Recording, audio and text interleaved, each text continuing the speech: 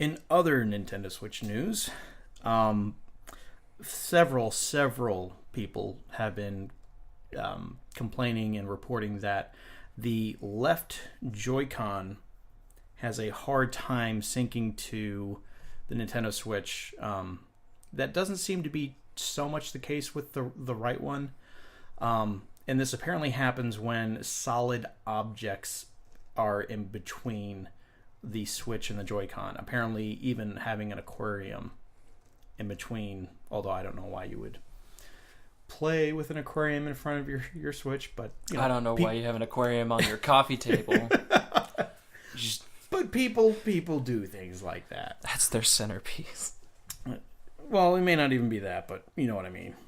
Who knows what people's setup are in their small little apartments with fish. Fish are a lousy pet anyway. They're like the worst. They die easily. But enough about fish. The left Joy-Con, and apparently it happens a lot. People have noticed a lot more when they've been playing a game like 1-2 Switch, where you basically have to take the Joy-Con and like some games like involve you like twisting it or like doing different things with your hand, where like your whole hand is basically encompassing the Joy-Con, and they lose. They don't quite have the left ones don't quite have the same sensitivity or wireless fidelity as the right ones. Well, somebody who has a YouTube channel called SpawnWave opened up both of the Joy-Cons and found out that the left Joy-Con has the antenna for its connection soldered directly onto the motherboard, and it can easily be blocked by your hands. And apparently there is apparently a fix for it.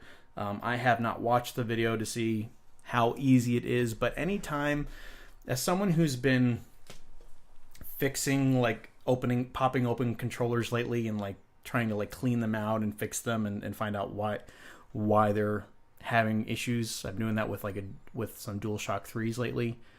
Number one, it's going to avoid your warranty that Nintendo has, because you're probably going to break some seal that they're going to know about because you've opened it up. And you could very easily break something else in there if you're not being absolutely careful. Like, you wouldn't believe like how hard it can be to like make sure, like, even though you pop it open, like make sure that all the things are like matching where they need to go when you're like reassembling it, and like one small thing can maybe make the whole thing stop working or like break the unit completely. So this is not something that I would recommend just anyone with a Switch that's having this problem would do.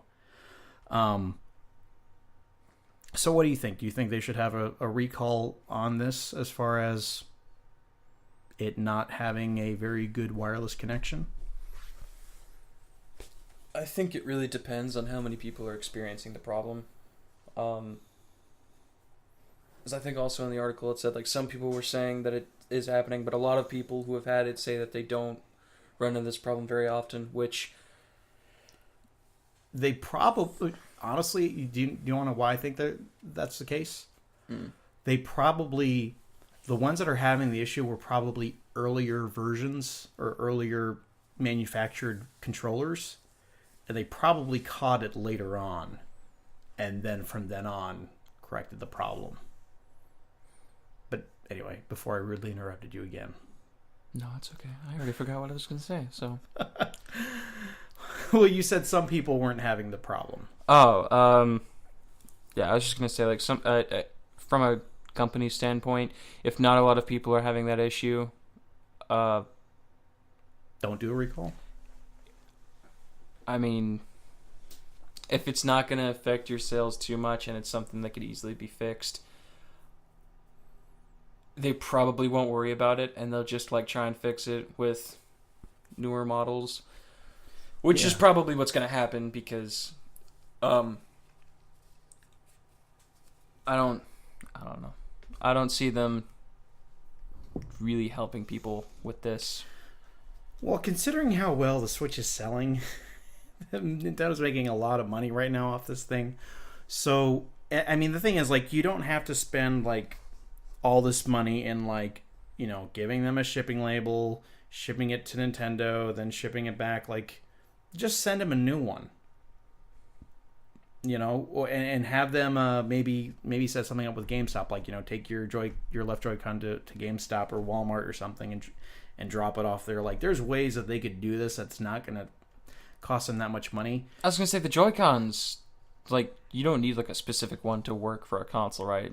It's not like the like, Switch pad. Correct. They're not absolutely necessary. Like, you could just go with the Pro controller. Yeah, so you don't even need, like, a new console. You just be like, hey, the left Joy-Con is, like, being dumb.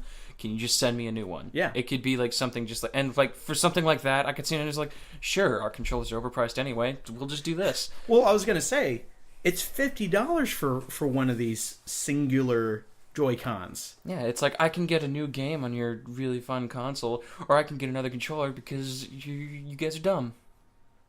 And who wants to do that? No one. Nobody. Absolutely no one. I would like to point out that this is another reason why I don't buy consoles when they first come out, because there's always problems. There's always problems. Like, I didn't get my Xbox One until, like, a year after the Xbox One had been out. Yeah. And I've had, like, nothing. I can't remember if there was anything, like, wrong with them. Not drastically. Yeah.